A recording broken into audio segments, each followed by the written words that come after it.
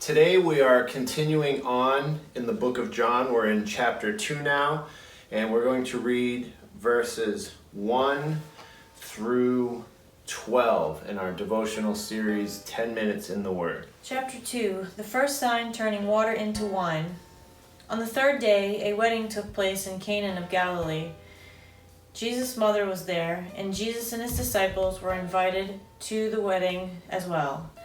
When the wine ran out, Jesus' mother told him, "They don't have any wine." "What does this have to do with me, woman?" Jesus asked. "My hour has not yet come." "Do whatever he tells you," his mother told the servants. Now 6 stone water jars had been set there for Jewish purification. Each contained 20 or 30 gallons. "Fill the jars with water," Jesus told them. So they filled them to the brim. Then he said to them, "Now draw some out and take it to the head waiter." And they did. When the waiter tasted the water, after it had become wine, he did not know where it came from. Though the servant who had drawn the water knew, he called the groom and told him, "Everyone set out the fine wine first. Then, after people are drunk, the inferior. But you have kept the fine wine until now." Jesus did this, the first of his signs in Cana of Galilee. He revealed his glory, and his disciples believed in him. So this is the famous water into wine passage, right? Everyone knows about this, even people who don't read the Bible, probably are aware that there's a story in the Bible where Jesus turns water into wine. And in fact, I think this is one of the more misunderstood stories because of the different implications that you can get from it. But when we do Bible study, when you do Bible study, when I do Bible study, we do what we call background. And what do we do with background? You find out what's going on in the time. What's going on in the time? Who's writing? Why are they writing? What's the reason? Who are they writing to? So all these things go into understanding what the Bible's actually trying to say. And you've experienced it, and I've experienced it, where you get different ideas. And what is the big thing going on right now when it comes to truth and knowledge? What do people think is truth? It's subjective. It's subjective. It's feelings. It's feelings. This is my truth. I feel like the Bible's saying this. Well, what doesn't matter? What you feel like. Yeah, what I feel like is saying, it doesn't matter. What matters is, what is he saying? What is the writer saying? So we want to look at some of the details that go on. So from the very beginning, John, the author, he gives us some details. He's telling us, where are we at? We're in Cana of Galilee. Now, why might John want us to know that we're talking about the wedding in Cana of Galilee? Well, for us, perhaps it's hard to understand, but for his readers, maybe they still know about this. Maybe this is still talked about. Maybe, that wedding where Jesus was there and he turned the water into wine? Yes, that wedding. That's the one we're talking about. So, location, John gives us some detail. Cana of Galilee. Now, on to weddings, going more into historical background. Weddings were even more of a big deal then than they are now. They could last a whole week. The wedding ceremony could last a whole week. And the entire village could be invited. And indeed, we see that Jesus, his disciples, his mother, all these people are invited. So the wedding was a big deal. Marriage is a big motif. It's very strong in the Bible. It's really strong in the New Testament theology, right? So it's only appropriate for Jesus and his ministry to have it start here with a wedding.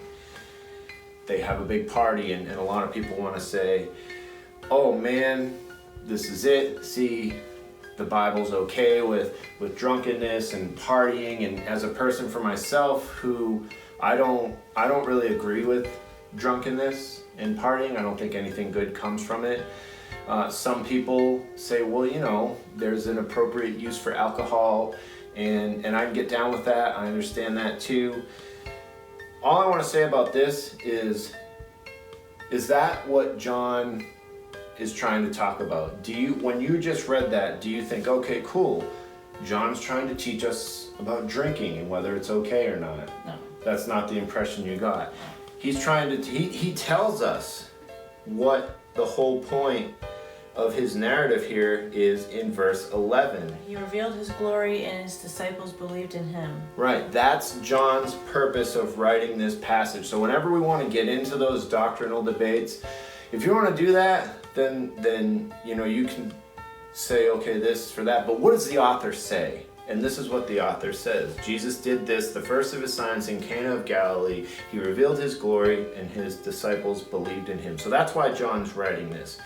Now, there are ample verses in the Bible making clear its stance on drunkenness. And the biblical stance on drunkenness is that misses the mark. That is not what God has planned for us to be walking around getting blasted all the time. Drunkenness the word for that is sin, means missing the mark. So the Bible's very clear on that. This isn't even having anything to do with that. This passage is not about that.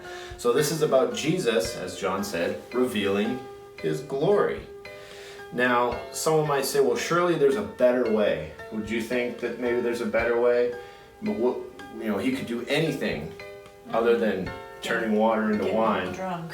Yeah, he could. Yeah, exactly. But remember, now this ceremony could be going on for a week. This wedding ceremony, it could involve the whole village. So when you think about that, all this wine maybe kind of takes on a different overtone there. So it's not like, oh cool, now we have enough to get blasted. Now it's like, oh cool, now the ceremony can go on as it should, and everybody can partake in the celebration of the union. The celebration of the union. And also though, more importantly, this has biblical support. So you say, couldn't there be a better way for Jesus to reveal his glory? Well, if we think about what Jesus is doing and what John's trying to tell us about, then we understand that all this is fulfillment. All this is fulfillment of things that were being planned out since the foundations of the earth by God. And when Jesus says, my time hasn't yet come, like we were just talking about, they had an idea of what they thought Jesus' ministry was going to be all about, and that was overthrowing Rome, a very military thing, and Jesus is constantly trying to correct that thinking. So in this teachable moment, when he says, my time hasn't come for that, but he is going to reveal his glory. So when we look back at what was prophesied, this is from Amos 9, 13 and 14. Look at the days are coming. This is the Lord's declaration. When the plowman will overtake the reaper, and the one who treads grapes, the sower of seeds. The mountains will drip with sweet wine, and all the hills will flow with it. I will restore the fortunes of my people Israel. They will rebuild and occupy ruined cities, plant vineyards and drink their wine, make gardens and eat their produce. Jesus took this moment, this teachable moment, and he declares his glory by showing that the time that Amos was talking about when he said the days are coming, Jesus is saying those days are here. Those days are here. So for John as the author, this is his way of beginning what he intends to show, namely that old system has passed away and the new has begun, the new system. And like the servant said, you have kept the fine wine until now. This new system is the fine wine, the finest wine. So this is what John's trying to show. The old system passed away, the new system has begun.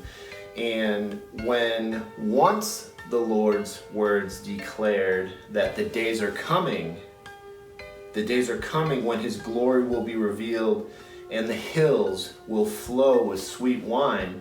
Jesus' actions here are saying, by when he's turning the water into an overflow of the best wine, are signifying that those days have arrived.